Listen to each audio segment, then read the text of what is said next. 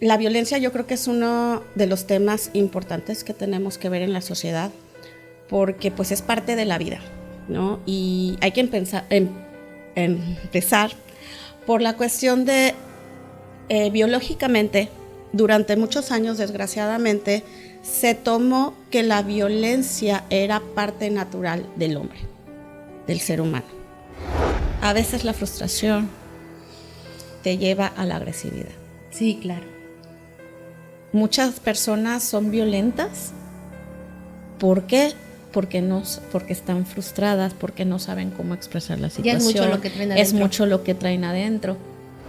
La violencia creciente es el muy clásico. ¿Sabes qué? Yo te grito, te hablo fuerte, la otra persona, tú me hablas más fuerte, entonces yo te voy a hablar más fuerte. Y es la violencia en escalada, que justamente termina normalmente, si nadie detiene el escalón o la subida, prácticamente nos podríamos llegar a los golpes, por supuesto.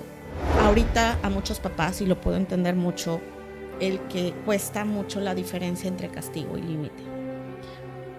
Y hay diferentes tipos de límite. Esto sería como para otra no se trauman, ¿eh? No, pero es que hay diferentes tipos, ¿sale? No, sí. Por ejemplo, te voy a poner el que desgraciadamente confundimos el castigo con el límite.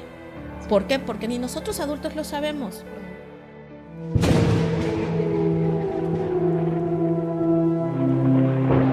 La sombra frente al espejo.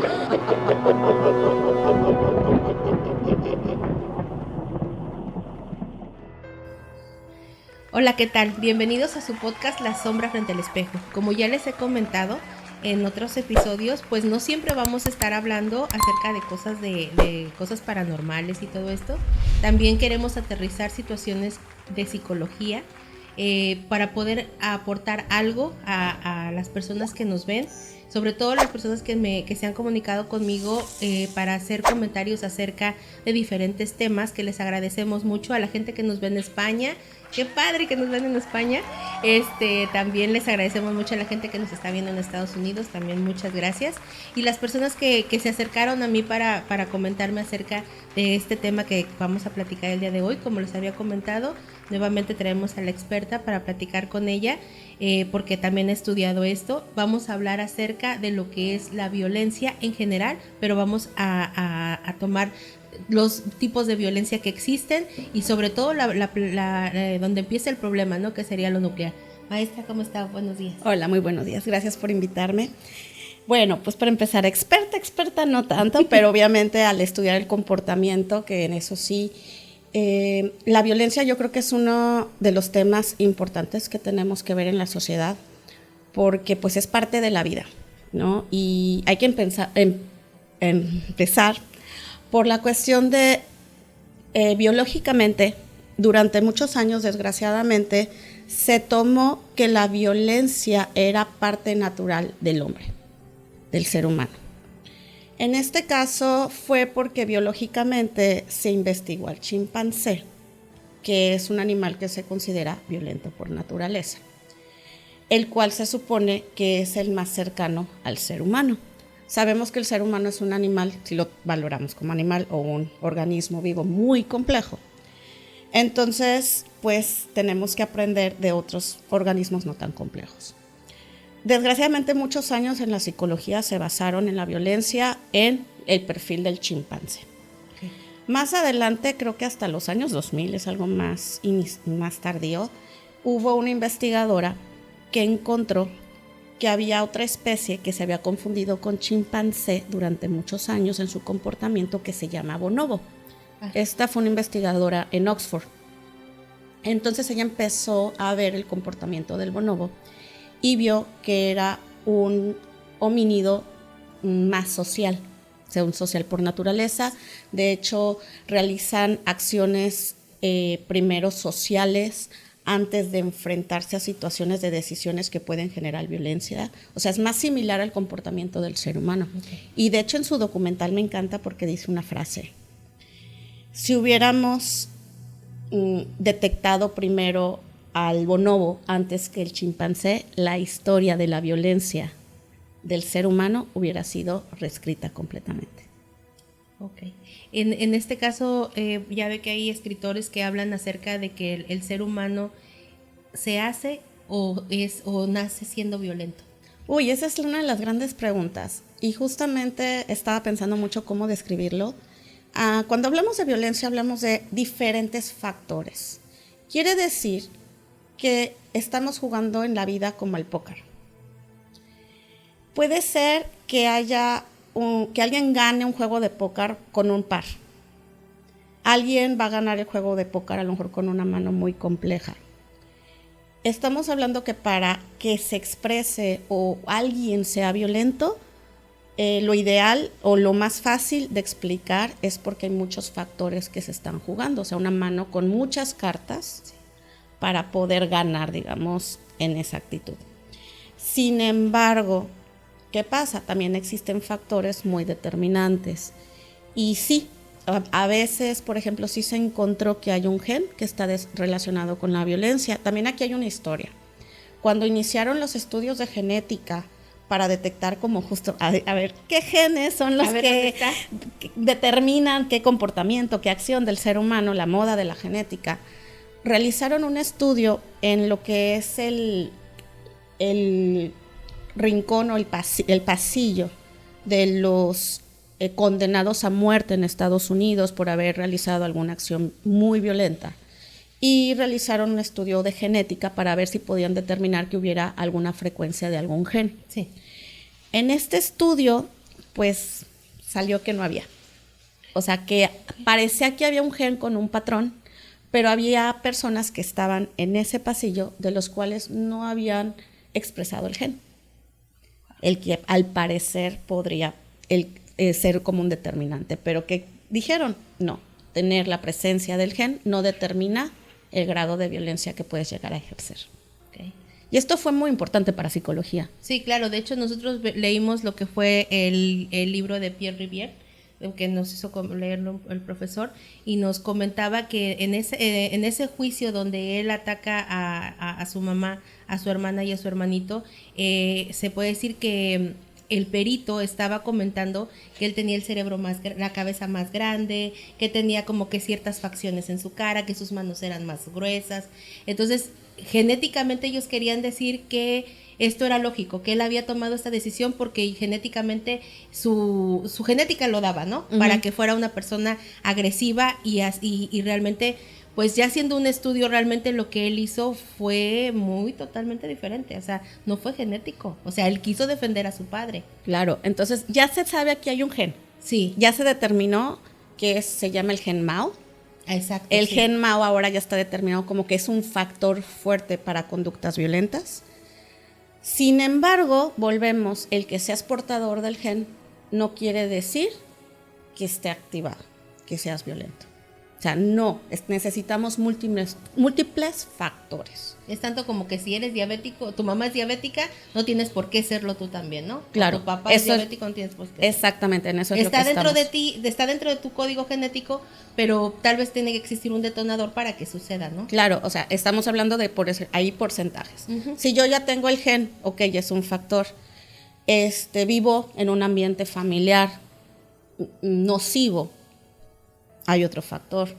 En mi desarrollo hubo eventos nocivos, estamos aumentando factores. Y es más probable que una persona, si tiene muchos factores, realice lo que es comportamiento violento.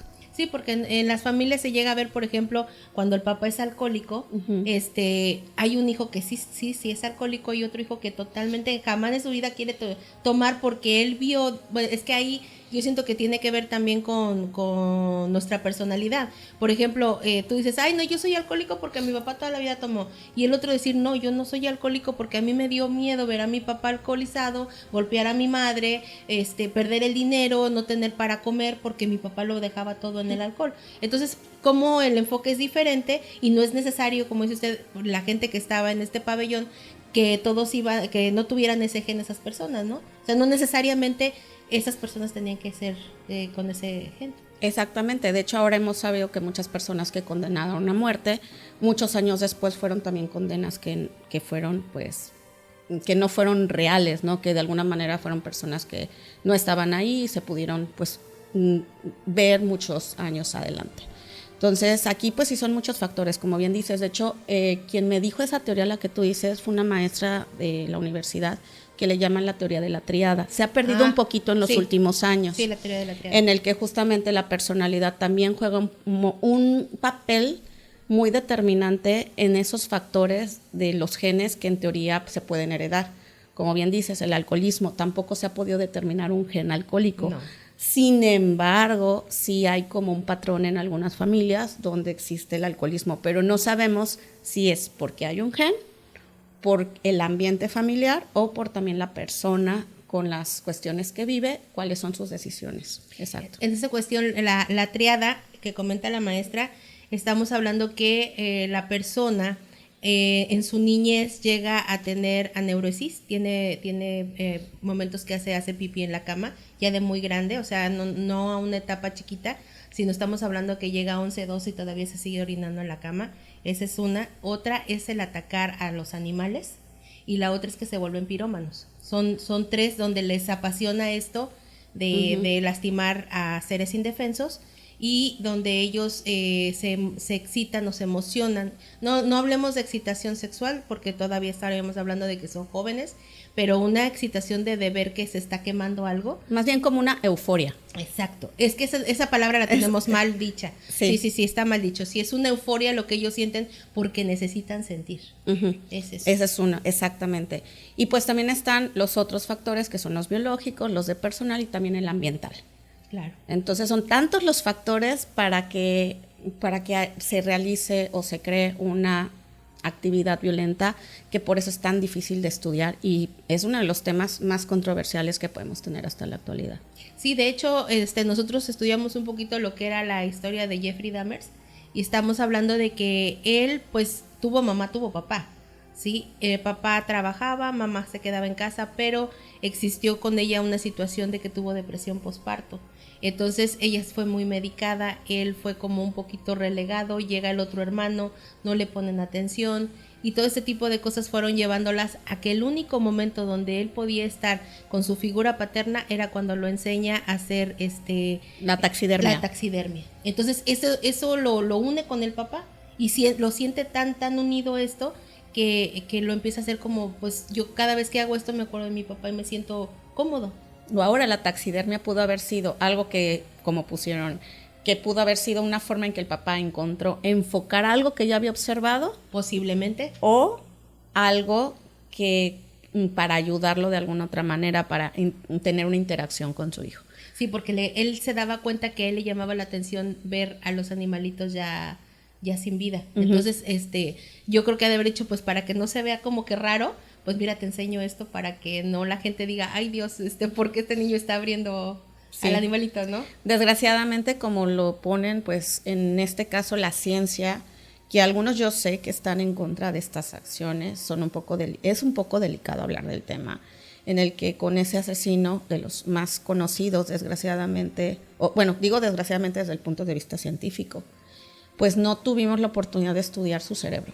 No lo dejaron. No nos dejaron. No, el papá se negó. Sí, a veces esos son lo que nos ayuda porque podemos determinar si a lo mejor una parte de su cerebro no funcionaba bien. O sea, porque pudo haber sido algo biológico. Sí, claro. O sea, a lo mejor tuvo un golpe en la cabeza de niño y que del cual eso obligó que una parte de su cerebro, que es la que calcula o se encarga de diferenciar entre el bien y el mal, pues obviamente, o cosas correctas, incorrectas, y que eso fuera algo biológico. Realmente eso es lo que se quería descartar al hacer un análisis post-mortem. Es ahí donde necesitamos a veces herramientas, sí. No nos gustan a veces esas herramientas, oír de lo que ocurre, pues no. Pero sí a veces son cosas que se necesitan. Es que sería, estamos hablando que, bueno, en la serie se comenta que creo que el que no quería era el papá, la mamá sí estaba de acuerdo, porque ella sí tenía como que la idea clara de que ella quería saber por qué su hijo había tomado esas decisiones, porque otra vez su otro hijo era completamente, vamos a decir, funcional. Sociofuncional, Sí, sí. o sea, era una persona que no daba ningún tipo de problema. Entonces ella quería saber por qué, si otra vez, si en un núcleo familiar te educa mamá, te educa papá, te educas con tus hermanos, ¿por qué uno de ellos es el que tiene esta situación y por qué los demás son funcionales sin situaciones problemáticas, ¿no? Uh-huh. No, y también la violencia, estamos hablando del desarrollo. Te voy a sacar uno de los temas más controversiales también, que hasta la fecha pues no sabemos qué pasó, pero se han hecho muchas hipótesis, que es la vida de Adolf. Sí, no. Que obviamente también, fíjate que él sufre cuestiones familiares complicadas. Sobre todo con su mamá. Exactamente, también con su papá. Sí. Sí. Y aparte otras cosas en el desarrollo en el que durante toda su vida hubo más preferencia por el hermano que por él. Entonces también ahí hay una cuestión que justamente se vuelve a repetir y curioso. Y ahí es cuando entra la investigación, decir, a ver, ¿cuáles son los patrones? ¿Qué es lo que se realiza? ¿Qué es lo que está ocurriendo? Y ahí es donde tenemos que hablar. ¿Por qué? Porque podemos ayudar a darnos cuenta antes de tiempo o qué estamos haciendo bien o qué estamos haciendo mal como sociedad. Ahora se viene la moda de, es que la violencia ha ido creciendo. Híjole, sí. Puedo decir, no sé. Son de las cosas que dices, a lo mejor es que no teníamos cómo evidenciarla, porque no había los medios digitales, no había esta apertura que hay actualmente, por ejemplo, donde estamos ahora. Sí. Y la violencia, yo me acuerdo, pues sabemos que fue en el 68 aquí en México. Bastante. Un evento increíble. Varios eventos a nivel mundial, de los cuales en su momento pues mucha gente ni sabe entre países qué ocurre. Actualmente tenemos los problemas también en Siria, tenemos los problemas por todos lados y estamos enterados que está ocurriendo en otros países. Entonces, la violencia siempre ha existido, desgraciadamente, en esto. Ahora, ¿cuáles son esos tipos de violencia? ¿Qué es una violencia normalizada? ¿Cómo es que llegamos a esto? Fíjate que te voy a dar una premisa. Uh-huh. Que yo ya realicé unos estudios sobre violencia en universidades, en universitarios. ¿Por qué? Desgraciadamente, como docente, como tú bien me conoces, yo estoy enfrente de mis alumnos y me da tristeza porque identifico violencia entre los alumnos. Sí. Ahí, ¿qué haces? Ahorita, antes era poco, ha ido en aumento en este caso. Y decidí hacer un estudio con una alumna que fuimos a un concurso. Desgraciadamente hubo dos factores que me he enterado. Uno, el estudio culminó con el resultado de una violencia leve. Yo imaginaba que iba a ir más alta. No, es porque yo lo veo día a día. Es muy grande la violencia que hay. ¿Por qué violencia leve? Fíjate que nos dimos cuenta de algo muy curioso. Yo veo, o sea, el estudio fue una composición entre dos test oficiales que se hacen y era de la parte de yo veo violencia, sí, de compañeros a compañeros, sí, era un grado 2. Sin embargo, en las preguntas donde tú tenías que evaluarte a ti mismo con tus violencias, ahí es donde bajó. Y por eso salió como resultado que seguramente habrá una violencia normalizada. Veo, pero yo no hago. Sí, no, la violencia dentro de los salones, yo lo viví. Ahora sí que yo lo viví como señora.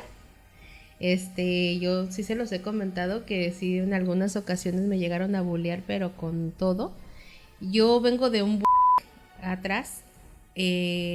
Ahora sí que, como decía, que no me dijera eso, pero de mis tiempos, donde la carrilla era que te empezaran a molestar y tú te llegas a enojar y te podías ir a los trancazos o no sé, pero en mi caso, con los alumnos, con compañeros de mi salón, pues no podías hacer eso porque pues no te vas a poner a pelearte con un chavito de 20 si tienes 40.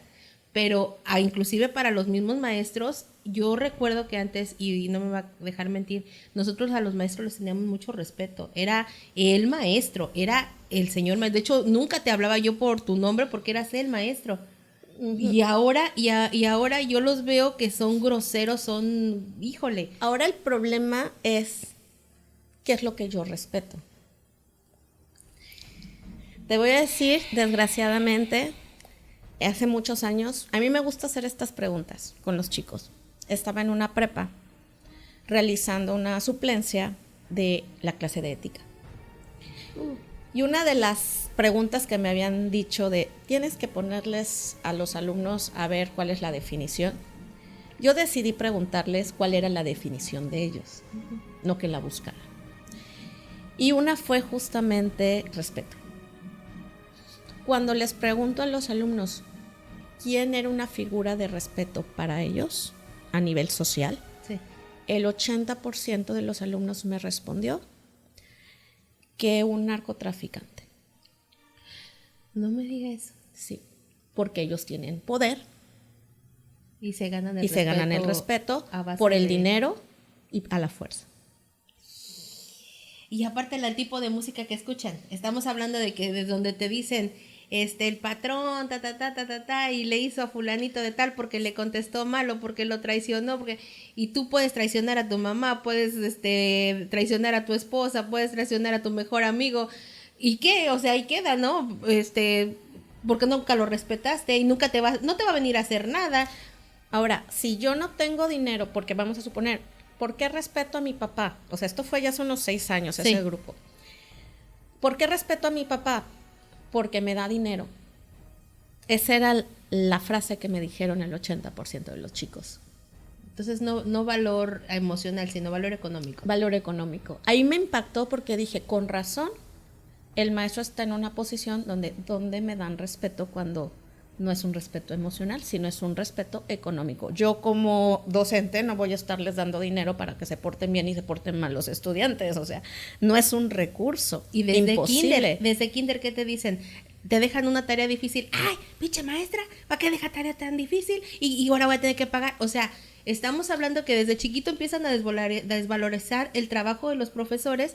Para cuando tú llegas a la universidad, el maestro es igual que tú y le puedes hasta romper su pedacito. ¿Y qué? O sea, no es una figura de autoridad donde tú tengas que darle un respeto. Y sí, y aparte, desgraciadamente aquí es donde la gran pregunta. Tú me dijiste ahorita que antes respetábamos más a los maestros. Sí, claro.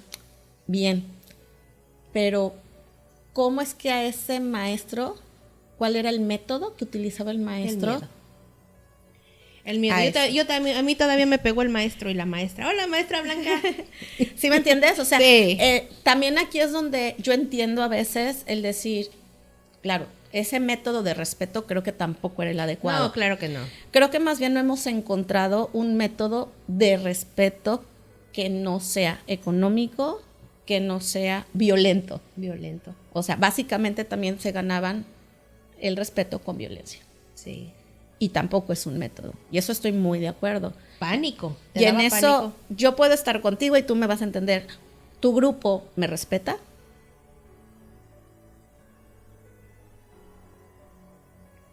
Pues los que somos, los que La llegamos, mayoría. la mayoría sí la respetábamos mayoría. mucho. Sí, la mayoría. Y la mayoría a mí me saludan por la calle. Sí, la mayoría sí. Porque trato justamente de que me tengan una respuesta, una respuesta por mi persona, por mi conocimiento, que me respeten por otras cosas y no por ser una maestra violenta. Sí, porque hemos platicado de maestros violentos que llega el momento en que si, al contrario, llega el momento en que te desenchufas. Y es que ahí, por ejemplo, si no detectamos que posiblemente el niño está siendo violentado desde su casa, llega a la escuela y ve más violencia con los profesores, violencia con sus compañeros, entonces, ¿qué estamos provocando en la sociedad? Que exista un círculo vicioso donde no hay una solución, donde no hay una cosa como que se detecte porque está normalizado. Exactamente, entonces imagínate justamente en la escuela violencia, con los amigos violencia, con la familia violencia. En los celulares.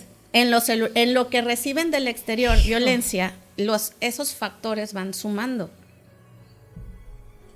Y luego, ¿cuáles son los tipos de violencia? Son muchísimos. Son muchísimos tipos de violencia. ¿Y cómo es que se llega a la violencia? Hay uno que es la violencia creciente. La violencia creciente es el muy clásico. ¿Sabes qué? Yo te grito, te hablo fuerte, la otra persona, tú me hablas más fuerte, entonces yo te voy a hablar más fuerte. Y es la violencia en escalada, que justamente termina normalmente, si nadie detiene el escalón o la subida, prácticamente nos podríamos llegar a los golpes, por supuesto. Pero aquí debe de haber una persona más madura en el decir, a ver, ¿vale la pena seguir este juego de la violencia escalada o no? Y detengo de, ¿sabes qué? Ok, es tu punto de vista, es mi punto de vista, a lo mejor sabes que sí voy a pensar más lo que me estás diciendo y detener antes de que escale más, porque si llega a escalar más una violencia, sí puede llegar a una agresión física. Inclusive si se da cuenta en la misma religión también tenemos mucha violencia, porque ¿qué te dicen? Si tú te portas mal, Dios te va a castigar. Y luego hay otros que dicen, no, es que Dios es amor. Entonces cuando tú empiezas con esto dices, bueno, voy a la iglesia y también me dicen que si me porto mal me voy a ir al infierno. Entonces, ay no, es algo bien complicado. Mira, la verdad. Te voy a decir una teoría, una teoría, sino lo que me hizo a mí darme cuenta del estudio de la violencia. Había un chat de amigos de la secundaria que de repente empezó hace muchos años un meme de un chanclazo de la mamá aquí en México. Es muy clásico. Que la chancla de la mamá es como de, te la muestra la mamá la chancla y mejor salte corriendo porque te va a agarrar a golpes con la chancla. Entonces empezaron a reírse todos, ay sí, jajaja, mi mamá. Y ahí es cuando dije, wow, ¿cómo se están riendo? O sea, para mí fue difícil porque yo no estuve en una familia violenta. Eso también determina cuando, pues sabes, o lo que percibes como violencia. Entonces todo el mundo se empezó a reír de eso como algo normal y yo dije, no, no es normal que la persona que más te ama en la vida o que te enseñan que tiene amor incondicional es la misma que te pega. Porque al rato te casas con una persona que si no te pega, no te quiere. Exacto. Entonces lo tienes tan normalizado que tú dices, es que, pues, ¿por qué no me pega? Y yo lo llegué a escuchar. O no me maltrata. No me maltrata. No me maltrata y no me dice que estoy bien, no me regaña. Me deja salir. Es como que no me pone atención. No me quiere. No me quiere. Ahí estaríamos hablando de las mujeres tóxicas. Es que no me ha hablado. Pues es que no te tiene controlada. No te tiene controlada porque confía en ti. ¿Por qué? Porque pues eres un ser individual y qué chido que no te esté hable y hable para saber que tú estás y que sabe que cuando te va a marcar, pues hasta te va a dar gusto que te esté marcando y no que te esté llamando cada 15 minutos. ¿Dónde estás? ¿Ya vienes? ¿A qué hora, con quién estás? ¿A qué hora regresas? O sea, es un... Ay, no. Sí. O sea, eso fue clave para decir qué está pasando en esta sociedad. Sí. Que dices, ok, nosotros crecimos en una generación donde la violencia era aceptada totalmente, en la escuela era aceptado que nos pegaran, sí. Hasta creo que el 95 fue que apareció básicamente las leyes de protección a los niños. De hecho, eso no sé si los había comentado, fui portavoz para que estas leyes se impusieran en México. Yo en ese caso era locutora del programa El Saltaperico, Universidad de Guadalajara, y en este caso el DIF nos buscó a varios niños porque ya teníamos una voz en el medio, locutor, entonces que para hablar de lo que nosotros queríamos, y en el DIF realizábamos pláticas de nosotros como niños, qué es lo que queremos. Yo hay 2 derechos que son los que más apoyé y fue educación y obviamente lo que es violencia en los niños, ¿no? El que nos pegaban, el que era permitido, el que era bien visto. Y yo no veía en ese momento que era correcto que me pegaran, que me golpearan, que me hicieran daños físicos, porque empezamos como la violencia, también la historia. Muchos no entienden que al principio lo que era, depende de quién, cómo, dónde, pues no era violencia. Esto ha sido también una evolución de la sociedad. Sí. Hay una cosa que me dijo una amiga que su papá es abogado y fue muy interesante y dijo, cuando la sociedad está imponiendo leyes de protección a los animales, quiere decir que ya hemos podido avanzar mucho en la protección del ser humano y ya podemos encontrarnos en empezar a buscar solución en otros problemas. Realmente no es cierto.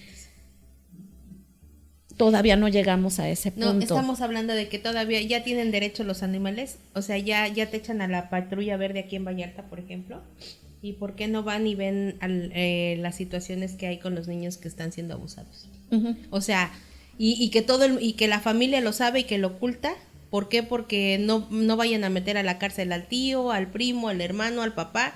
¿Cómo? ¿Cómo va a pasar esto? Entonces, pero eso sí, ya le estamos poniendo educación para que a los animalitos no los golpeen, no los maltraten. Vamos a ver primero nuestra trinchera, sí, y luego vemos lo demás, porque exacto. así estamos siendo meramente hipócritas con una situación de que tú estás queriendo cuidar a tu animalito, pero pues cuida a tu hijo. O sea, chécate Claro. cómo está el problema con tu hijo.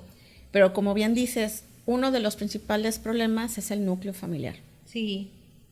Si en la familia está normalizada la violencia, o para ellos es normal ciertas acciones que legalmente ya no son legales, No, ya no son ya es legales. violencia, y en la casa es algo normal, ahí es donde empezamos con la normalización de la violencia intrafamiliar.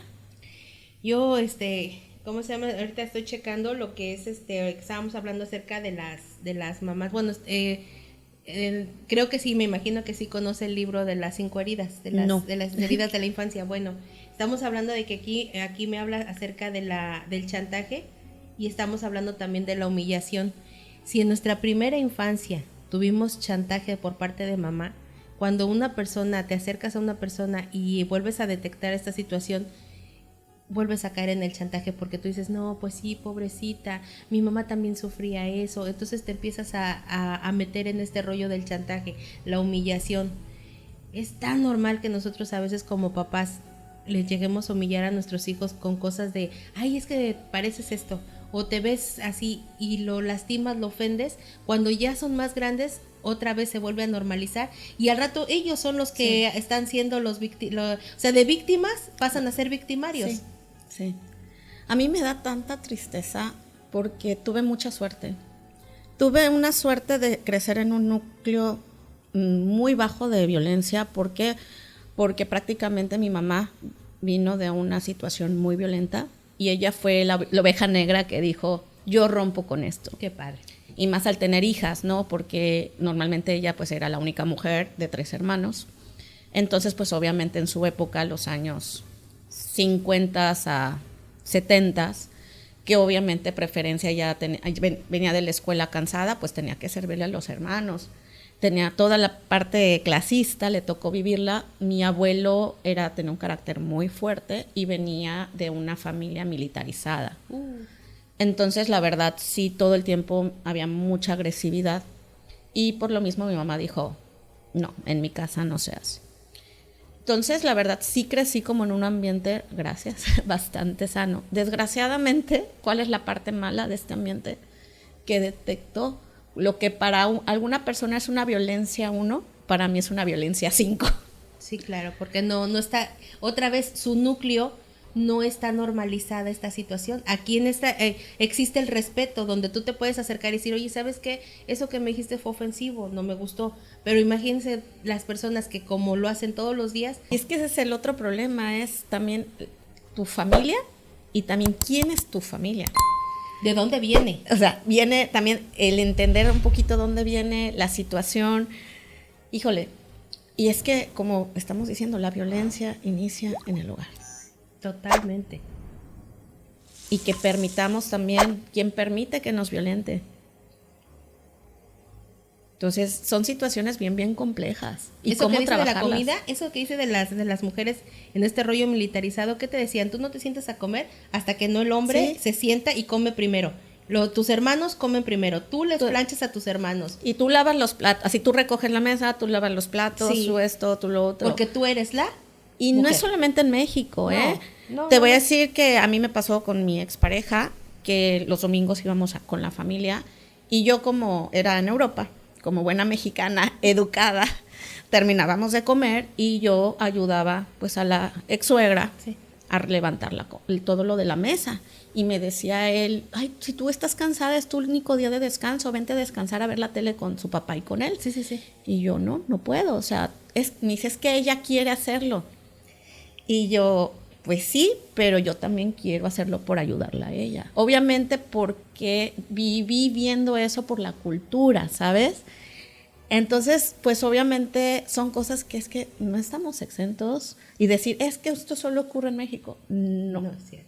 Ocurre en lugares del primer mundo donde, porque el núcleo familiar es de alguna manera, y a lo mejor, miren, si es bien aceptado eso, porque tú no lo sientes como violencia, también es qué sientes violento y qué tú no sientes violento, ¿no? Entonces, también tenemos que empezar a cambiar un poquito la cuestión de respeto también, porque desgraciadamente no vamos a pelear con las personas. Lo que para mí es violencia, a lo mejor para ti no lo es.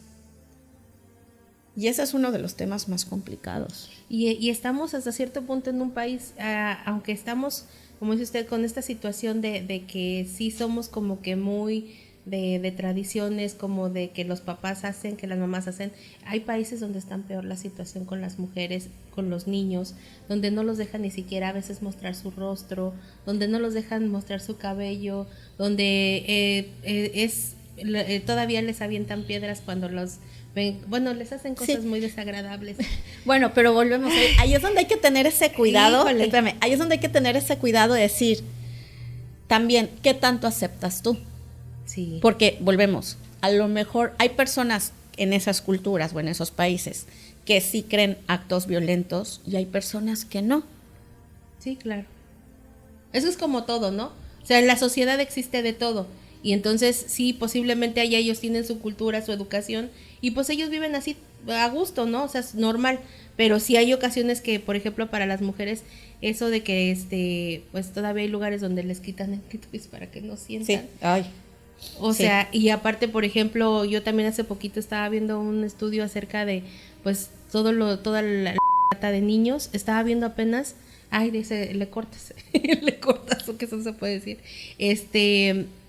que en los videojuegos, estos agresivos, los niños pueden tener contacto con gente adulta, donde pueden platicar con gente adulta, donde les sacan información, y así es como están secuestrando actualmente. ¿Por qué? Porque los niños, otra vez, eso es parte de la violencia. ¿Por qué? Porque si tú como papá no estás cuidando a tu hijo, no estás al pendiente, no estás viendo lo que está viendo, aparte se ve la violencia, aparte hablan con personas que tú no sabes ni quiénes son, les sacan información y al rato les hacen cosas a los niños o les dicen cosas. Mira que a veces, es que la violencia, les digo, son demasiados factores. Sí, se ha hablado que los juegos de video es un factor de violencia, no es un factor determinante. O sea, no porque alguien juegue juegos de video va a ser violento, pero sí es un factor de posibilidad.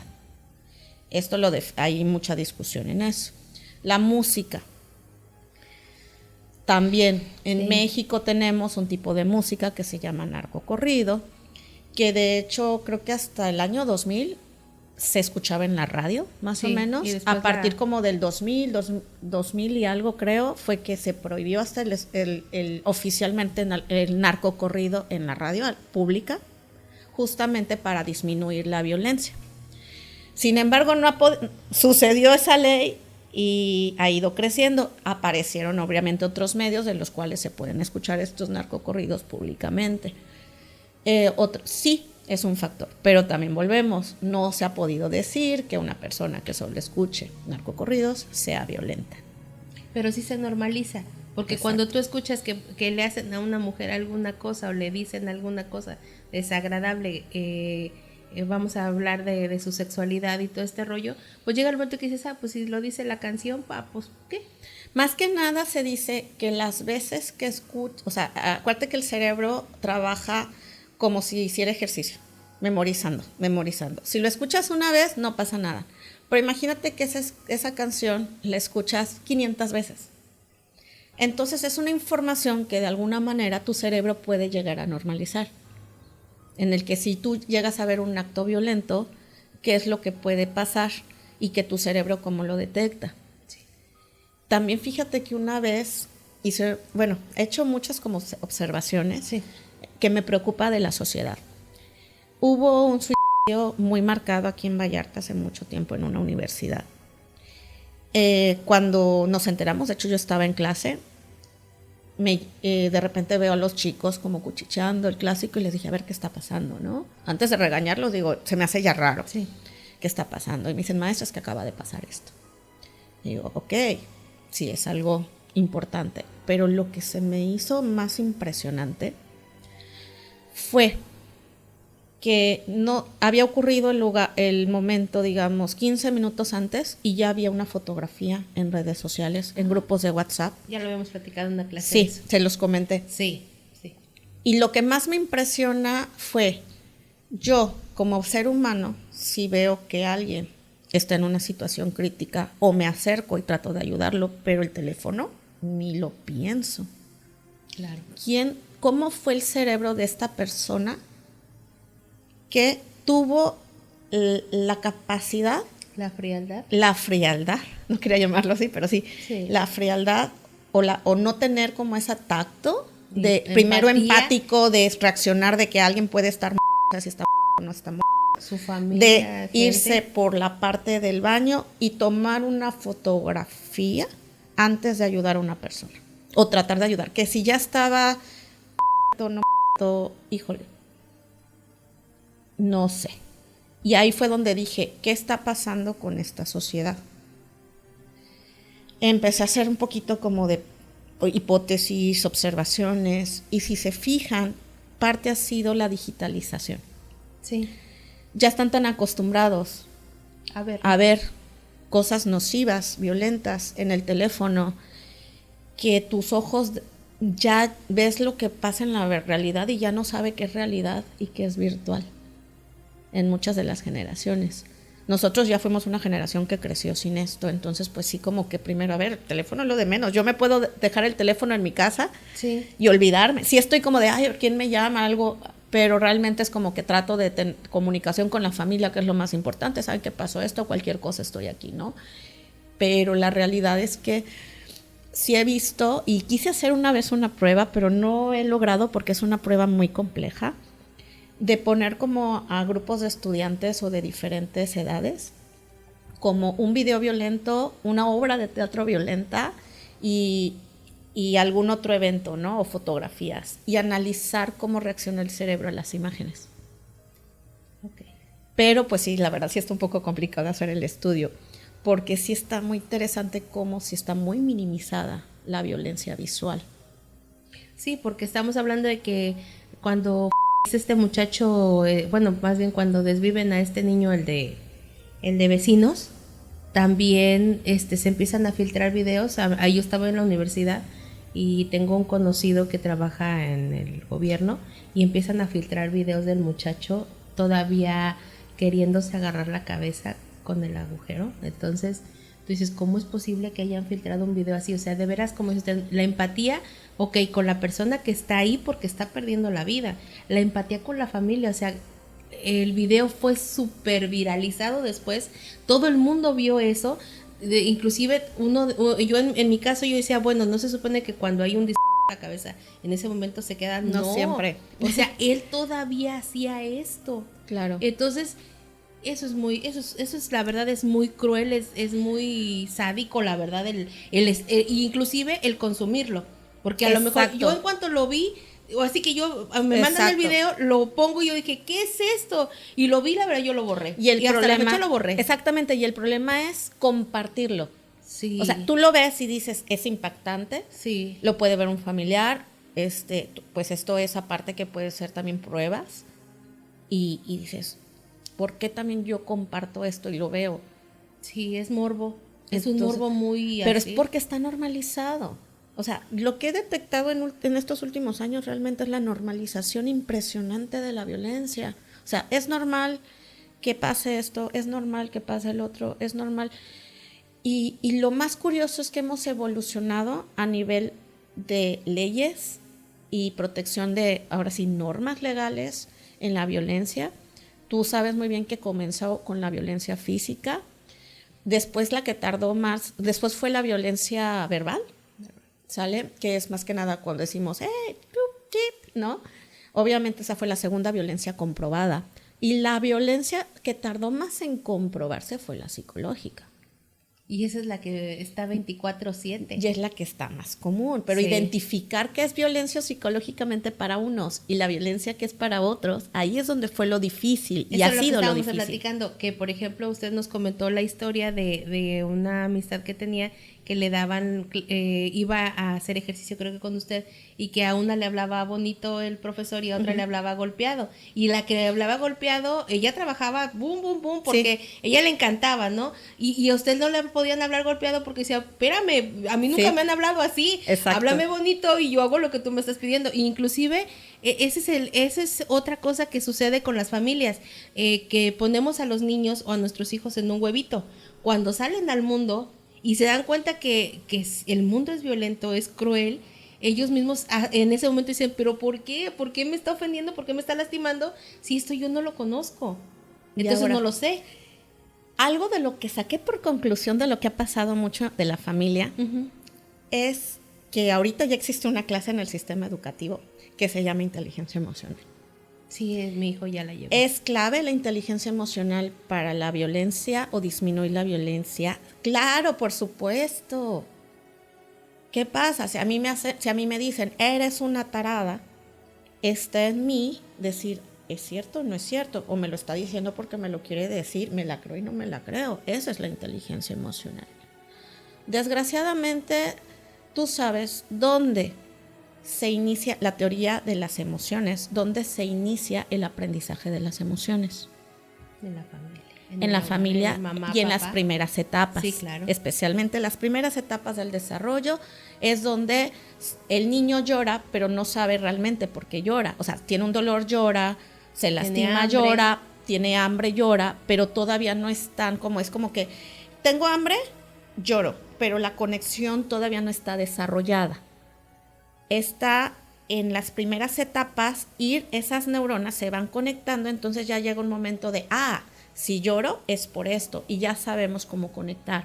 Entonces las primeras etapas del desarrollo son importantísimas para las emociones. ¿Y cuál va a ser la respuesta de la persona que nos está haciendo ver llorar, ¿no? Exactamente. Es cuando dicen, la mamá sabe cuando el niño llora por hambre o cuando llora porque le duele algo, por ejemplo. Claro, y el niño también empieza a desarrollar esas conexiones. ¿Cuál es el problema que estamos viviendo ahorita en la Ciudad de México? Y voy a soltar una bomba. Sí. Y yo no lo dije, lo dijeron mis propios estudiantes. Porque les digo, yo siempre pregunto.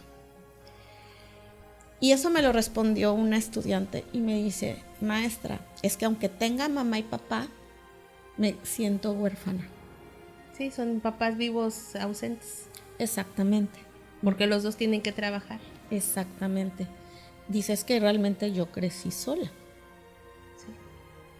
O crecen con algún otro miembro de la familia del cual o no tiene tiempo porque es al que le toca cuidar a todos los niños de la familia, y pues obviamente abuela, o una abuela o una abuela que, como bien dicen y tienen toda la razón los abuelitos, los abuelos están para malcriar y para consentir y no para educar, porque ya educaron a sus hijos. Sí, claro.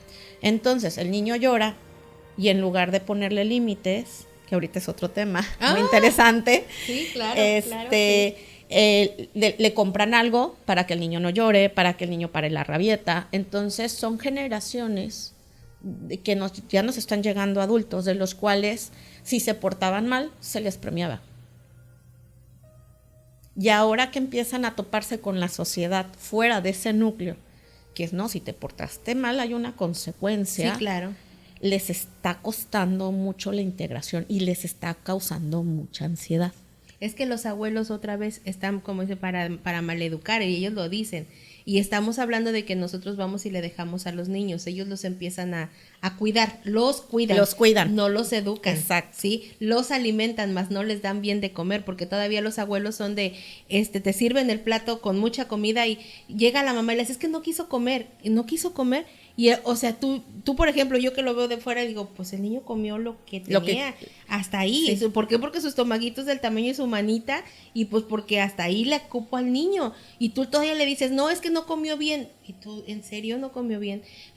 No quiso hacer la tarea porque te hizo una rabieta, le pusiste la televisión, sí. Y dice, o en su caso, el teléfono. Claro, pero es eso, los roles. Tú sabes que los roles familiares son bien importantes. Sí, claro. El rol que le corresponde a cada uno. Y se nos olvida a veces como padres, o se les olvida a los padres, que hay un rol de padre. Sí. Desgraciadamente, que la sociedad no te esté permitiendo. ¿Por qué? Porque desgraciadamente la economía ya no basta para poder tener un desarrollo familiar y realmente ser o realizar tu rol de padre. Sí, estamos viviendo en una sociedad que te dice, tienes que educar a tu hijo, pero al mismo tiempo es, ¿dónde está el apoyo? El recurso para poder yo hacer mi rol de padre. Sí. Aparte, la sociedad es muy cruel con los papás, porque si tú estás, hasta cierto punto, porque si estás con tu hijo, pues económicamente dices, pues no puedo salir a trabajar, tengo que cuidar a mi hijo y se va solo papá. Entonces estás siempre limitando económicamente y hay niños que se frustran porque es que no me puedes comprar esto porque mi papá, ellos saben que no hay dinero, o sea, simplemente te sales y les empiezas a dar más dinero, pero les dejas de dar tiempo, dejas de estar con ellos, no los conoces. Por eso le comento, ¿qué va a ser de esos niños en este presente que está ya tan cercano, donde ellos se van a tener que hacer cargo de unos hijos, porque a lo mejor ya falleció el abuelo o la abuela, y que ellos no tienen ni siquiera el conocimiento de cómo son, que no saben qué comen, qué les gusta, qué hacen, y a la hora que salen maleducados, groseros o lo que tú quieras, dices, ¿pero por qué? ¿En qué momento se perdió? Pues porque no estuviste presente, tú no lo educaste. Y nadie lo educó, se educó solito con la televisión y con el celular. Exactamente. Entonces, si el celular, volvemos, donde se exponen más fácilmente los juegos de video mientras, y esto, ellos están, ahora sí, perdiéndole el tiempo, ayudarlo a mantenerlo emocionalmente, mantenerlo ahí, pero no están haciendo ninguna labor. Entonces, y empezamos con otra parte que ahorita solté una bomba, ¿sí? Que es la de los límites. Sí, y es muy importante, sí, se tiene que hablar de límites. Sí, en algún momento suéltelo. Lo de límite castigo, que justamente yo entiendo porque yo fui una persona que ya me castigaron muy poco, literal, ya cuando mi mamá no podía era castigo, pero era muy raro. Obviamente, ahorita a muchos papás, y lo puedo entender mucho, el que cuesta mucho la diferencia entre castigo y límite. Y hay diferentes tipos de límites. Esto sería como para otra y no se trauman, ¿eh? No, pero es que hay diferentes tipos, ¿sale? No, sí. Por ejemplo, te voy a poner el que desgraciadamente confundimos el castigo con el límite. ¿Por qué? Porque ni nosotros adultos lo sabemos. No. Yo los entiendo un poco porque yo ya soy la siguiente generación. Y también con padres que leían, estudiaban y trataban de no caer en esa educación clasista. Pero, ¿qué pasa? Por ejemplo, a veces me ha tocado estar en lugares donde, el niño que llegue tarde a clases le va a tocar barrer y ese viene siendo una consecuencia. Y yo, pues barrer y quedarte más tarde por haber llegado tarde, digo, a mí se me hace un castigo. Y ahí es donde decimos, ¿qué le va a pasar a ese niño cada vez que le toque barrer? Va a ser algo negativo. Sí, lo va a resignificar. Para él va a ser una agresión. Exacto. Entonces, ¿por qué le pones como consecuencia? Que esa es una consecuencia enmascarada. Eso es un castigo. Eso es un castigo. Solo llamado consecuencia. Y muchos están confundiendo esto. Y estamos hablando que a veces ni siquiera es culpa del niño, es culpa de los padres. ¿Por qué? Porque el padre desde un día antes no prepara las cosas o se le hizo tarde o algo en el camino. Pasó que a veces, ¿cuántas veces no has salido tarde porque el celular no lo dejaste donde lo habías dejado y como no te puedes salir sin el celular, o las llaves del carro? Sí. O sea, por cuestiones sencillas. Sí, cosas simples. Y el niño va a recibir una consecuencia enmascarada, porque así lo ponen en las escuelas. Es que es una consecuencia. No, discúlpenme, eso ya es un castigo. ¿Y qué va a pasar? Que ese niño lo va a tomar como algo negativo. Ahora, cuando pasa eso, yo les digo a mis alumnos, a ver, barrer los va a tocar a todos porque somos un grupo. Sí. El que barras es algo que a ti te toca hacer hoy porque a todos nos toca hacer algo un día para contribuir al grupo que somos. Y no es un castigo y no es una imposición porque yo soy una figura de poder y porque puedo hacer que lo hagas. Uh-huh. Entonces, otra vez, al rato tu mamá te dice que barras en tu casa, lo empiezas Exacto. a agarrar la versión y dices, maldita sea, barro en mi escuela y barro en mi casa. No, ya cuando eres adulto que tienes que barrer, dices, ¿por qué? Así dices, hoy yo tengo que, o sea, realmente sientes así que tengo que llegar a barrer a la casa y lo sientes bien pesado, así sí. como de no, por favor. Sí, yo tengo una situación con la trapeada Y es muy chistoso porque yo puedo barrer mi casa sin ningún problema, pero cuando llego a la situación de la trapeada, no quiero trapear. Y no quiero trapear porque yo no sabía exprimir el trapeador. Y un día mi abuelita me puso un regañadón que cómo era posible que una mujercita de 12 años no pudiera, y yo pues ahora, pues entiendo que siempre he tenido mis manitos medio así, y entonces no podía yo hacer, ella no sé cómo hacía el trapeador que hacía esto así, y toda el agua se iba, yo por más que le hacía yo decía no, y me decía no, para acá, y luego con mi dislexia, o sea ella me decía a la derecha y yo lo hacía a la izquierda, agárralo así, yo lo agarraba diferente. Entonces para mí la trapeada es un Fue un castigo. sufrimiento, fue un sufrimiento. Es un castigo, y ahorita que está diciendo me está sonando porque cuando yo lavo, yo soy la mujer más feliz del mundo. Porque lavo por colores, por tamaños, inclusive las cuelgo por de un solo lado. Primero lavo camisas, o sea, soy como muy organizada. Pero nunca nadie me dijo nada de lavar. O sea, de hecho, el que me enseñó a lavar fue mi papá. O sea, no tengo ningún tema conflicto con la lavada. Sí, pero la trapeada Y todo surge de los castigos familiares. Sí, no, y esa vez yo me sentí humillada. Con ella me sentí humillada. Entonces, y ahorita que me está diciendo, también me suena algo con lo de la lectura. No sé si le comento que pues por mi dislexia tengo esta situación y donde a veces también me voy por mi TDA. Entonces, imagínense todo lo que traigo, ¿no? Pero la situación era que cuando mi maestra me ponía a leer y me regañaba y me decía cosas desagradables y aparte me ponía en evidencia con mis compañeros, hasta la fecha yo para leer yo lloro. O sea, si usted me pone a leer en público, de hecho yo un día se lo platiqué y me dijo, coméntaselas a las demás maestras, porque yo podía exponer muy chido, pero no me pongan a leer. ¿Ahí qué te falta? La inteligencia emocional. Sí. Por ejemplo, el bullying. Le enseñan a exactamente. Uno, ¿Dónde está el bullying? Como yo les digo a mis alumnos, a ver, si a ti alguien te molesta, tú también sé suficientemente inteligente de creértelo o seguirles el juego, porque llegan, maestra, es que me está molestando, y yo pues... Mira, es que tú simplemente al momento que le estás diciendo, ya déjame algo, ya le estás respondiendo esa persona, y más en la adolescencia. Lo logré. Es de lo logré, entonces te lo va a hacer más. Sí. Entonces, si tú lo empiezas a ignorar cada vez que te molesta, va a llegar un momento en que te van a dejar de molestar porque justamente con que voltees y le eches una mirada, ya estás reaccionando. Sí. Que es la reacción-acción violenta. Sí, claro. Entonces, eso es la inteligencia emocional. Entonces, la violencia está muy ligada a la falta de inteligencia emocional, claro. Entonces es importante que a los niños les enseñemos inteligencia emocional. Importantísimo. Otra vez, tenerles tiempo, conocerlos, dedicarles un tiempo poquito de calidad. De calidad, ¿por qué? Porque si necesitamos ayudarlos a entender sus emociones, y las emociones normalmente van direccionadas de los padres o de las personas más cercanas al núcleo familiar al hijo en sus inicios en el desarrollo, en las primeras etapas. Tiempo de calidad no es llevarlos a una tienda cara a comprar un juguete. Tiempo de calidad no es llevarlos al cine y quedarse uno dormido en la película. Tiempo de calidad es sentarte con tu hijo, platicar, aunque no te quiera hablar. A veces su silencio te va a decir más todavía que a veces sus palabras.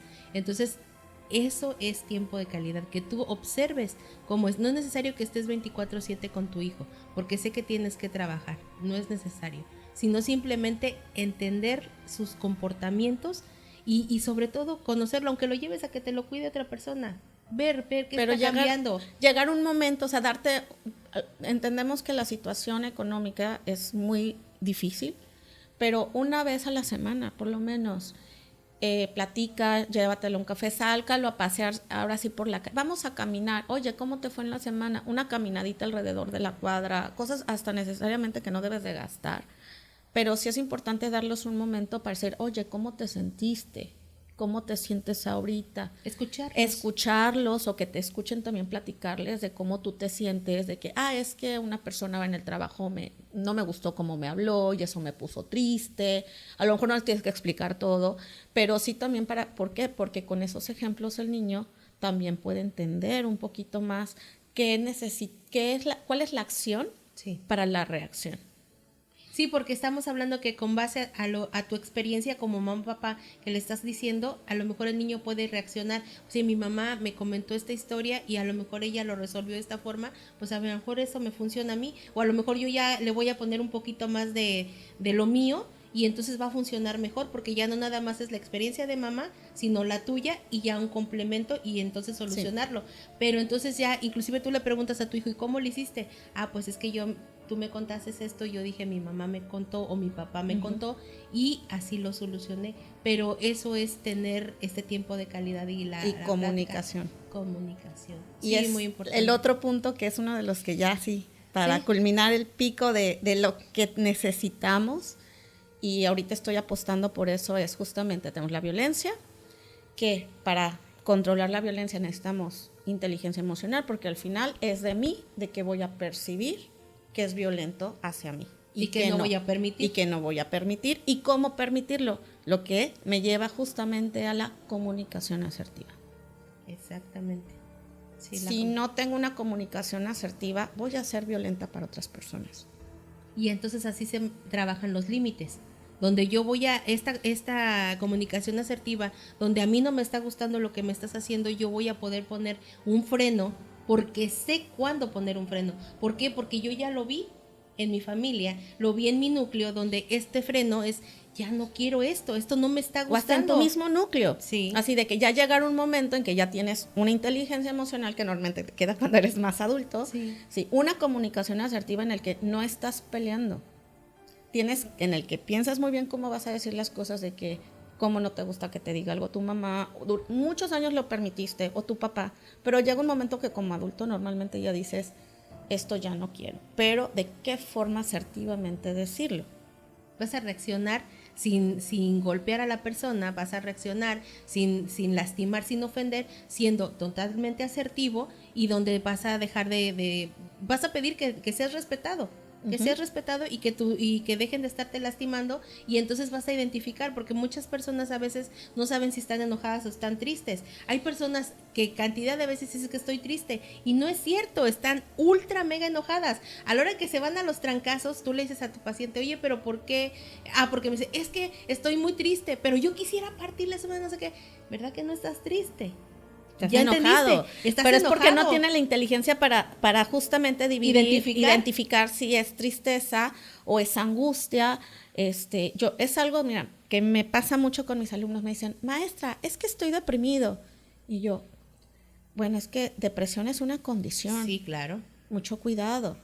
Tiene que ser diagnosticada y tiene que ser tratada. Inclusive a veces hasta medicada. Exacto. Entonces, que estés triste, que no tengas energía, no quiere decir depresión. A lo mejor no dormiste bien y ya le estás poniendo un nombre a algo. O ansiedad. Maestra, es que tengo mucha ansiedad. Volvemos. Ansiedad es una condición que tiene que ser diagnosticada. ¿Estás nerviosa por algo? Preocupada. ¿Estás preocupada por algo? ¿Estás frustrada por algo? Y ya me dicen, claro. Y es ahí donde decimos, si yo no tengo inteligencia emocional en la familia, si yo no tengo inteligencia emocional con la sociedad, ¿qué voy a hacer? Si alguien me grita, yo grito. Sí. Si alguien me dice algo, entonces yo digo algo, yo respondo. ¿Y qué pasa? Es eso. La violencia va creciendo, la llegas a normalizar, porque si me dicen, como tú dices, algo, si a mí me dice todo el tiempo mi papá, mi mamá, que soy un inútil, soy un estúpido, no sirvo para nada, va a llegar un momento en que me lo puedo creer. Sí, claro, me lo puedo creer. Es que estamos hablando de depresión. Si tú dices depresión, dices tengo depresión, en ese momento es como identificar lo que tengo, ¿sí? Y me estoy autodiagnosticando. Entonces, como estoy deprimido, pues ¿qué voy a hacer? Pues voy a dejar de comer o voy a comer mucho. O no voy a querer salir. O sea, vas a querer hacer lo que tu diagnóstico o tu palabra es, así que es lo que estaríamos hablando de lo que es la neurolingüística. Uh-huh. Hay que tener mucho cuidado con lo que sale de la boca. Exacto. Porque se puede hacer real. Exacto. Y esto sucede mucho justamente con la violencia. Sí. Es que simplemente es como dicen ahorita con las violencias. Yo te puedo decir, ay, qué bonita eres, pero claro, que es con la intención que lo estás diciendo. Ah, sí, puede ser muy agresivo y muy ofensivo. Puede ser, obviamente, decirlo en doble sentido, Sí, claro. o con, sí, porque simplemente en tu mente estás pensando, es todo lo contrario, pero si le digo eso, entonces es una violencia enmascarada. Sí, claro. Y la persona lo puede percibir así, o a lo mejor sí era verdad. ¿Cómo saber que la persona lo quiso decir? ¿Con el sentido que está diciendo la palabra o con el sentido enmascarado? Pero eso se aprende a ver otra vez cuando tienes un conocimiento de las emociones, porque inclusive uno no mismo que se acerque un muchacho y te diga, ay, qué bonita te ves, a que pases por la calle y que un tipo te diga, ay, mamacita, estás bien buena. Discúlpame, o sea, es ofensivo, sí, es muy ofensivo por la forma en que me lo estás diciendo. Si tú te acercas y me dices, ay, qué bonita amaneciste, esa es otra cosa, el auto boicot, de que ya estás con este rollo de que todo el mundo te ha dicho que estás fea y llega y te dicen, ay, qué bonita te ves hoy. No, no es cierto, si estoy toda gorda, estoy toda esto, estoy toda el otro, pero tú solita te estás auto boicotando y ahí viene la violencia contigo misma. Exactamente, has tocado uno de los puntos más difíciles, como la autoviolencia, ¿no? Sí. Lo que nosotros nos cruel. y casi no se ha hablado de ese tema. No, podemos ser la persona más cruel y más despiadada que nadie en el mundo. Exactamente. Entonces, otra vez, cuando alguien te violente, te hace una violencia, tú dices, sí, yo me trato peor. ¿De veras? Sí. Yo me es trato cierto. peor. Sí, es cierto. O sea, por ejemplo, yo puedo no aceptar violencia de otras personas, pero sí acepto mi violencia propia. Sí. Y eso es bien duro de aceptar. Sí, no, y tener que verte al espejo y no violentarte porque decir, no, es que es otra cosa, que tenemos un estereotipo de una mujer perfecta. Tú te ves en el espejo y dices, ay, no, es que mira, estoy toda chaparra, es que mira, estoy toda gorda, es que estoy toda... Y te empiezas a violentar. Sales a la calle, sales con esta idea en tu cabeza y vas y te sacas una foto. Te digo porque soy fotógrafo. Vas con el fotógrafo y le dices, si salgo gorda no te la compro. Ok, esa es una. Otra, es que salgo toda rara, me veo fea, no sé qué. Yo estoy viendo la foto y te veo bonita. Entonces es tu percepción de ti misma. Entonces, ¿quién se está agrediendo a sí misma? Claro. Y ahora otra cosa, estamos hablando de que ahorita con la inteligencia artificial, a nosotros los fotógrafos esto nos está matando. Porque tú te puedes poner el cuerpo que tú quieras, nomás te montan tu cara.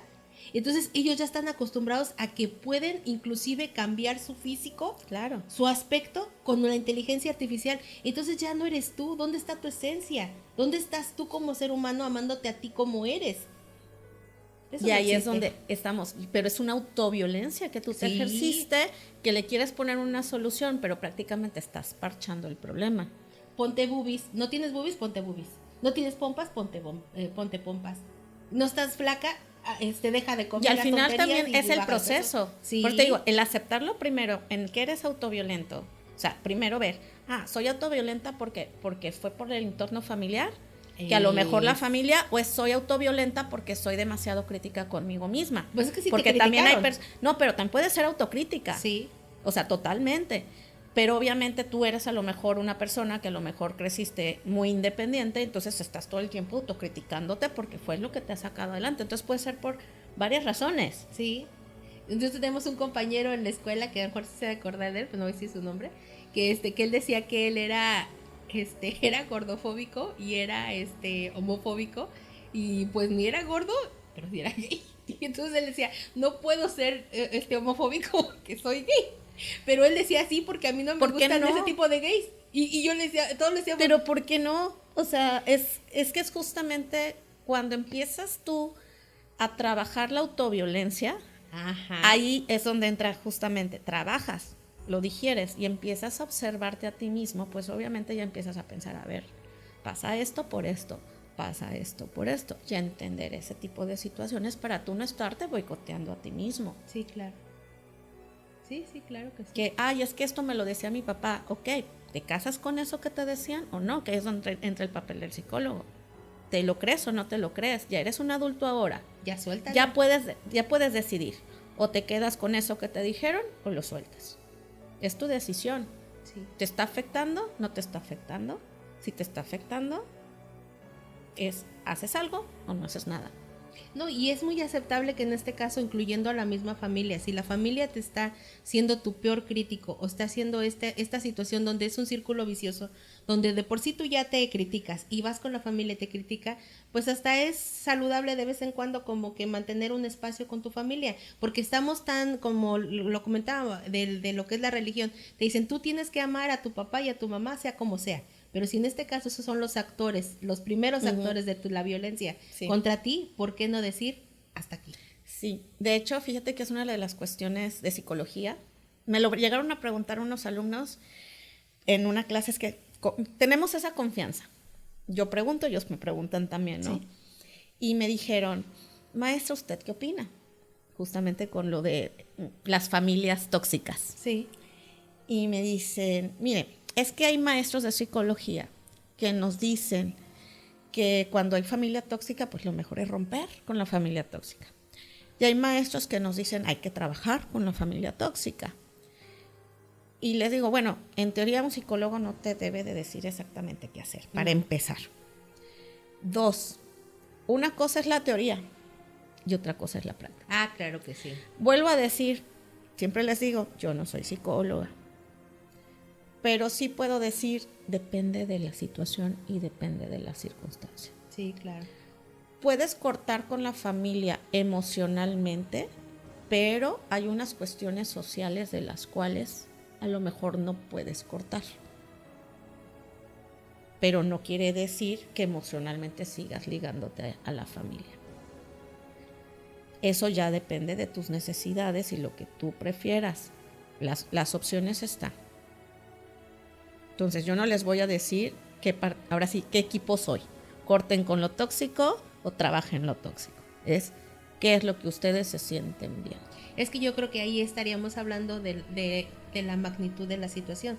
Porque si estás hablando de un papá que no solo te violentó físicamente, sexualmente, emocionalmente, ¿por qué amarás a tu padre y vas a vivir con esa situación, sabiendo lo que pasó?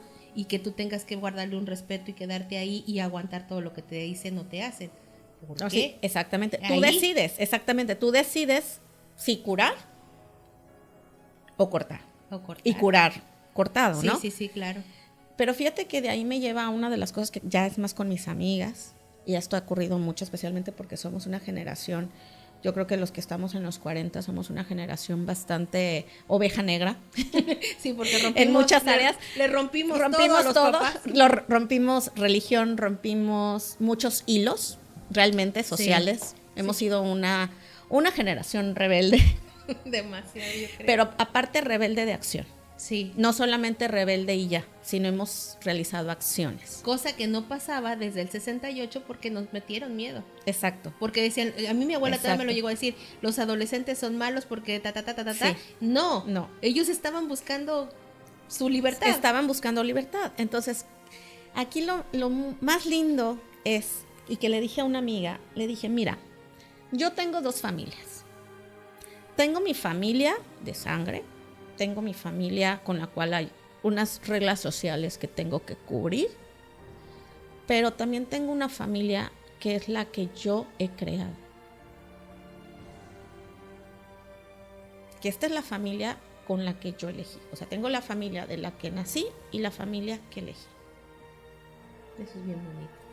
Y el decir, cuando tú logres el tener estas 2 familias y entender que son diferentes, y también pues tienes a tu familia de apoyo para ciertas cosas, porque la familia que naces, quieras que no, en algún momento va a pasar que hay algo. Sí, necesito. También tienes tu familia de apoyo, pero la que sabes que está contigo, no por obligación, sino simplemente por querer. Sí.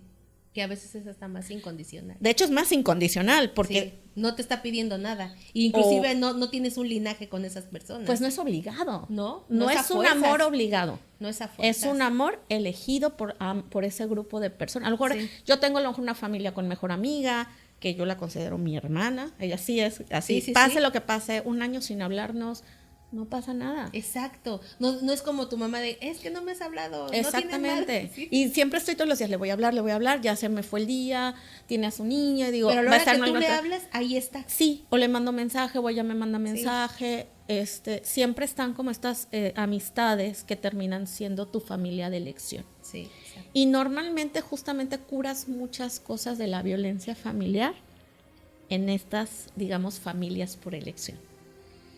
Sí. Llegan a curar muchas cosas y a darte apoyo de muchas cosas que siempre dijiste, es que hubiera mi familia si hubiera hecho esto, mi familia que lo otro.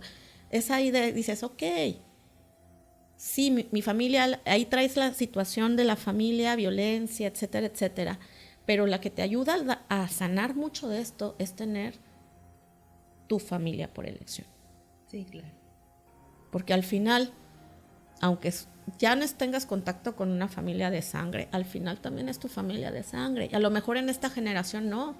Pero ¿qué tal si 10 años más tarde tu sobrino, que ya no le hablas a tu hermano por una situación familiar que tú elegiste, pero ese sobrino llega y te busca? ¿Le vas a agarrar rencor a una persona que no tuvo ni vela en ese entierro, digamos? Claro que no. Pues esa es la parte de que muchas personas quedan con ese resentimiento en generaciones. Sí. Porque no han sanado. Es que mi mamá se peleó con su hermana porque dice que le robó los terrenos.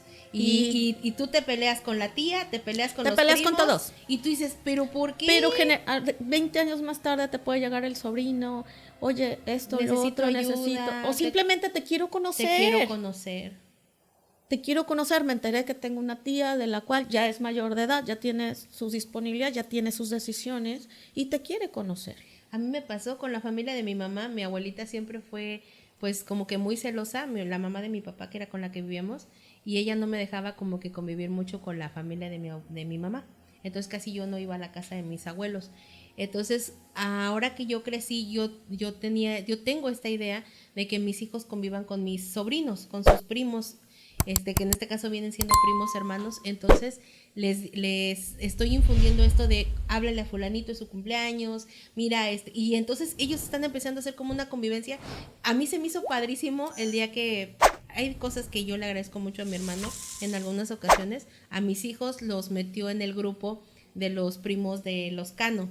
Y yo se los agradecí mucho porque mis hijos tienen convivencia con mis primos de la Ciudad de México y con sus hijos ahora.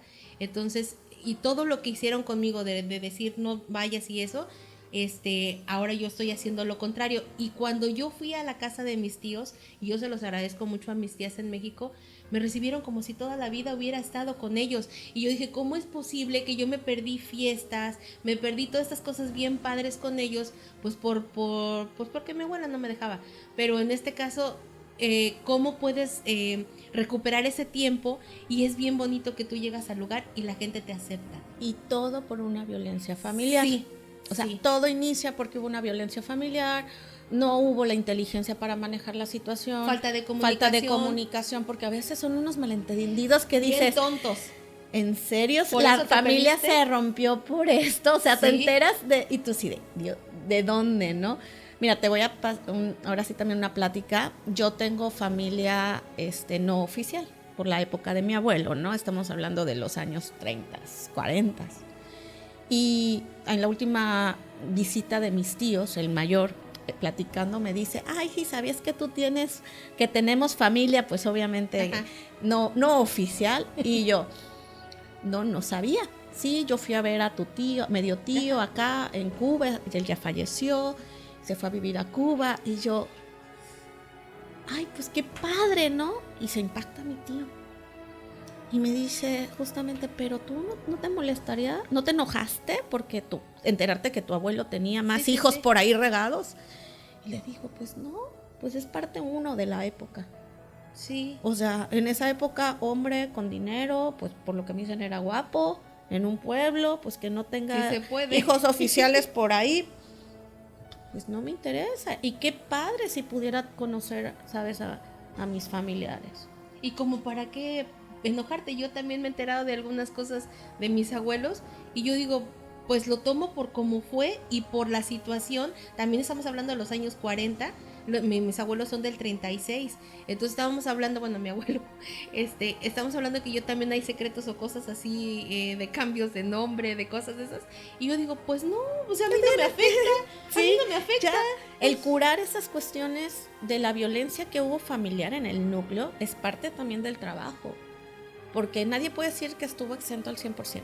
No. O sea, ni yo que tuve no, yo también tuve violencia, no lo voy a negar, violencia emocional más que nada por una situación médica de mi madre.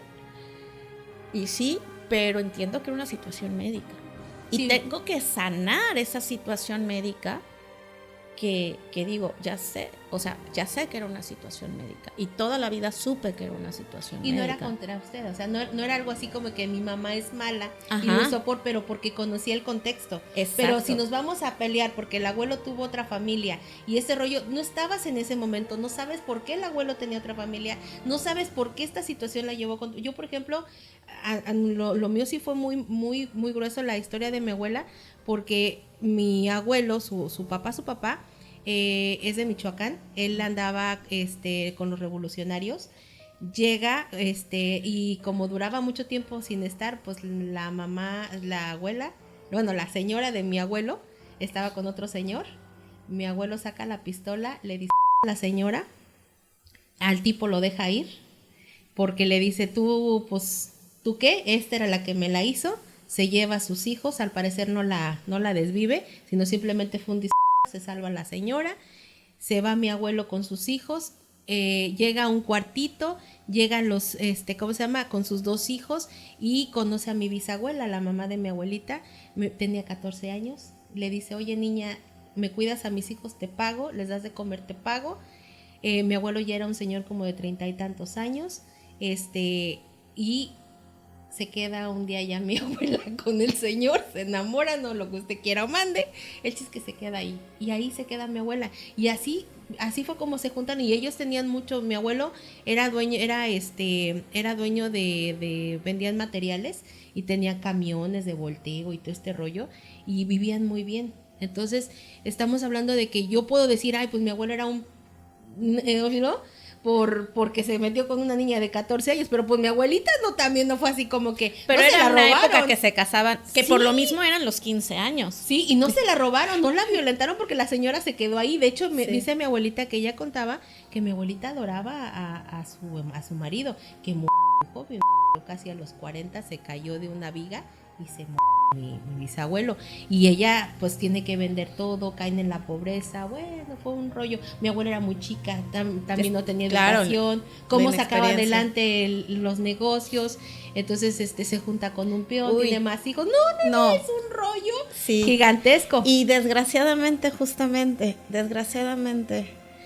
a veces la frustración te lleva a la agresividad. Sí, claro. Muchas personas son violentas. ¿Por qué? Porque están frustradas, porque no saben cómo expresar la situación. Ya es mucho lo que traen adentro. Es mucho lo que traen adentro. ¿Sale? Yo es lo que casi siempre digo, a veces tenemos que ser un poquito más conscientes, y por eso ahora sí se apoyo mucho el apoyo psicológico, que es importante. Yo he tenido mucho y es algo que me ayudó obviamente toda mi vida. Y es, por ejemplo, yo me veo en una familia clásica, soy una adolescente, es de noche, mi papá llega todo enojado del trabajo y se pone a ver la tele, empieza a mandar, bla, bla, bla. Luego el adolescente, es que mi papá me gritó por esto, ¿no? Y normalmente hay una frase que me hizo reaccionar mucho, que me recomendó una señora, fue la que me dio esa frase, que habla la frase de que siempre te vas a desahogar con la persona más cercana y más querida. Sí. Porque sabes que esa persona siempre te va a perdonar. El que más te quiere te va a perdonar siempre. Entonces, normalmente esa frustración que llegan a veces los papás que le gritan al niño, le gritan a la señora, o la mamá que llega enojada del trabajo, es que llegó enojada del trabajo y se está desquitando con los chicos. Porque también no tienen inteligencia emocional, porque no es lo mismo que yo llegue y te diga, hija, tuve un problema en el trabajo, mira, me pasó esto, choqué, O sabes que tuve un mal día ahora sí, discúlpame si hoy no soy agresiva o no tengo tanta tolerancia, o apóyenme con que hoy recojan sus cosas, no se lo quiero decir 2 veces, tuve un día muy pesado, porque normalmente la violencia es coraje. Sí, es un enojo muy grande. Es un enojo muy grande que no estás digiriendo y que de alguna manera lo externalizas, pero sin control. Sí, claro. Y lo malo es que terminas hiriendo a más gente, que esa gente va a terminar hiriendo a más gente, que va a ir a más gente y al final, como tú dices y lo dijiste hace rato, es un círculo que estamos hiriéndonos todo el tiempo en todo entorno. ¿Por qué? Porque seguimos con el rollo del chimpancé. Seguimos con el rollo del chimpancé. No expresamos, no hablamos y simplemente yo todopoderoso, me voy a los Yo trancazos. sí puedo. Y no, tan fácil que es que puedes solucionar una cosa con la inteligencia emocional. ¿Por qué? Porque si hay alguien que se acerca y te dice algo desagradable, tú lo puedes ver desde pobre persona, a lo mejor tuve una situación, híjole, no, mejor así lo dejo. Yo, nosotros en la universidad fuimos a dar un curso a la secundaria, donde yo les ponía un ejemplo a los muchachos que era muy básico y que era como muy normal. Estás comiéndote tu torta ¿cómo se llama? En el recreo, en la secundaria. Estás comiendo tu torta. Te acercas a donde está jugando básquet, pum, te avientan la pelota y el balón y por allá cae la torta, ¿no? Tienes 2. O te vas sobre el que te tiró el balón porque eres un O haces un berrinche. O haces un berrinche ¿cómo se llama? O se va a acercar esta persona y a lo mejor te va a decir, ay, discúlpame. Y a lo mejor era el único dinero que tú tenías para comer ese día. Y dices, ya me tiró mi torta, ya valió cheto, ¿ahora qué voy a comer? O lo entiendes y a lo mejor esa persona también lo entiende y a lo mejor te dice, ¿sabes qué? Yo te picho otra torta, no te saques de onda. O nos vamos a los trancazos. O me vas a decir algo desagradable y te voy a decir, y se va a hacer una bronca porque te tira la torta. No pasaba nada. Ok, tú estabas con una necesidad, estabas comiendo, pasó eso y no pasa nada. Híjole, ahí me acordaste de un evento que también me pasó una vez. Justo, balonas, eso es bien común. Sí, nunca, es bien común. Lección, nunca coman su lonche cerca de donde hay un balón. Sí. Creo que a todos nos pasó. A todos nos pasó. Y esto me pasó con una niña que traía su lonche y pues le pasó. Y en eso pues se le tiró, pero por completo. Obviamente ya todos habían comido su lonche, no era como... Yo llegaba más tarde y estaba yo con mi lonche, ¿sí? Con mi torta y yo bueno, pues te paso la mitad, ¿no? Sí. Lo más curioso es que había otro chico que no llevaba lunch y me hizo así la carita, así como que ¿no me das la otra mitad? Pero desgraciadamente, ya estamos hablando de adolescentes, y es un niño que siempre todos los días no llevaba lunch. Sí, yo he pasado. Entonces son de esas cosas que fue de, lo siento. O sea, vamos a ver si hay galletas u otra cosa, pero sí es necesario que le mandes lunch, pedir que te manden lunch. Porque o sea, si fuera la primera vez, sí lo hubiera dado así, con el corazón, ahí está, yo me aguanto el hambre. Sí. Pero ya teníamos un mes y el niño no llevaba lunch. No, y es que eso también hasta cierto punto también es otro círculo vicioso. Exactamente. Y también eso es violencia. Exacto. Es mucha violencia. ¿Cómo es posible que mandes a tu niño sin comida? ¿Cómo va a tomar las clases? ¿Cómo le va a agarrar la onda a la maestra si la tripa le está gruñendo? Entonces, justamente es decir, la violencia, volvemos, es en el núcleo familiar. Es el principal lugar donde inicia, justamente por falta de inteligencia emocional. Y obviamente también es el primer lugar que tenemos que trabajar. Hay que trabajar en la familia.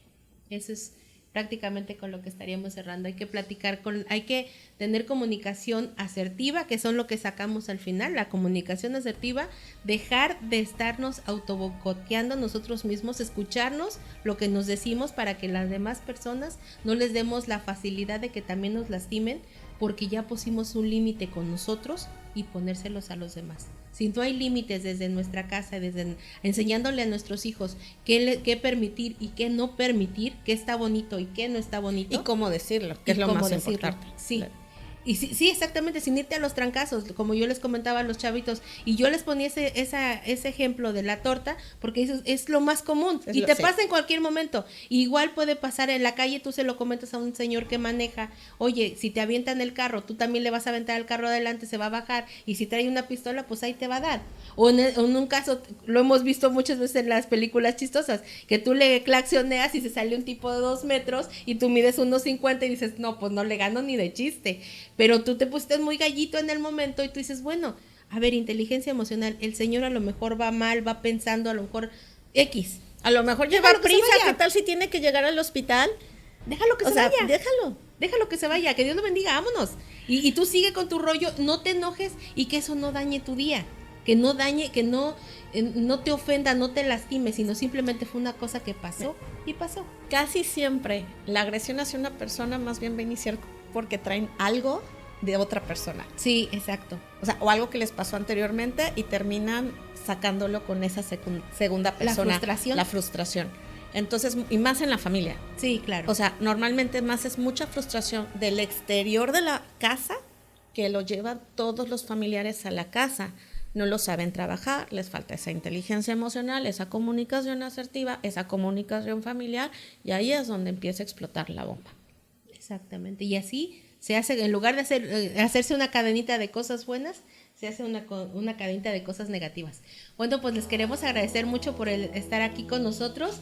Les vamos a agradecer si se pueden suscribir, denle like. Maestra, muchísimas gracias por estar con nosotros y esperamos próximamente con otro tema así chido donde podamos platicar bien a gusto. Tenemos muchos temas. Sí, muchos. Claro que sí, vamos a seguir trabajando con la maestra porque la verdad nos la pasamos bien padre, porque es muy fluido, ¿no? Todas estas conversaciones, y aparte si podemos aportar, no estamos enseñando a nadie, estamos hablando desde nuestro conocimiento y desde nuestra trinchera, ¿no? Lo que nosotros sabemos y hemos vivido, nuestra experiencia.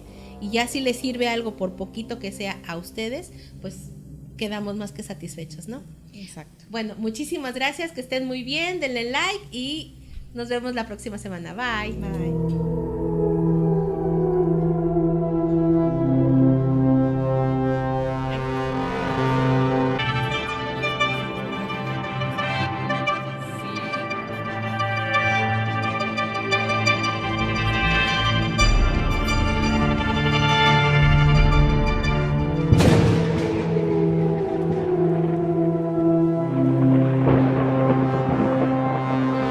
Sombra frente al espejo.